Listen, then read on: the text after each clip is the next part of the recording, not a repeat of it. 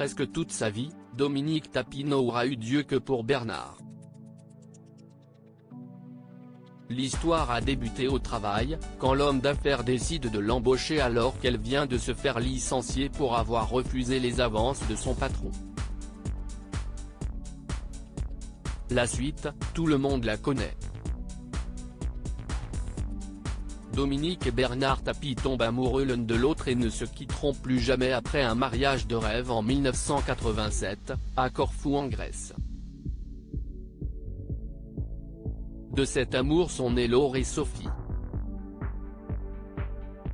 Si est désormais sûr que Dominique, amputé de l'amour de sa vie depuis le 3 octobre 2021 et la mort de Bernard, emporté par le cancer, compte pour l'aider à remonter la pente et continuer sa vie, malgré tout. Sur les conseils de Jean-Louis Borloo, ami proche du clan, Dominique Tapie prend la plume pour écrire son histoire et rétablir certaines vérités.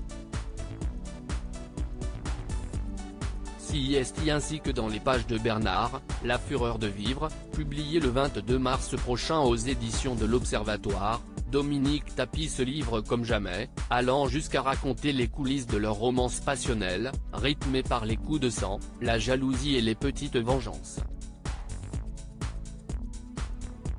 Comme elle le raconte dans une interview au magazine Paris Match, si leur histoire d'amour était plus que solide face aux tempêtes, elle n'était pas toujours de tout repos, loin de là, on a vécu une grande passion, avec des portes qui claquaient et des coups de gueule. On n'était pas d'accord sur tout, mais dans les grandes lignes, on était sur la même longueur d'onde. J'ai un côté un peu à l'ancienne qui vient de mon éducation. Bernard adorait mon côté femme intérieure. Mais parfois, le ton montait au sein du couple, le problème, qu'il était très impulsif. Ses colères pouvaient être homériques, mais elles ne duraient jamais longtemps. Si elle passait en un éclair, Dominique Tapie ne se gênait pas pour le rappeler à l'ordre, à sa façon. Je laissais passer l'orage et après je lui faisais payer, raconte-t-elle toujours à l'hebdomadaire.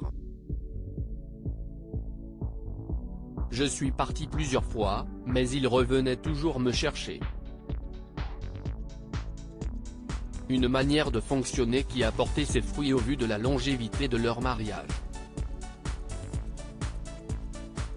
Nous étions tous les deux très jaloux. Dominique Tapie admet qu'elle avait aussi des défauts de son mari, nous étions tous les deux très jaloux et exclusifs.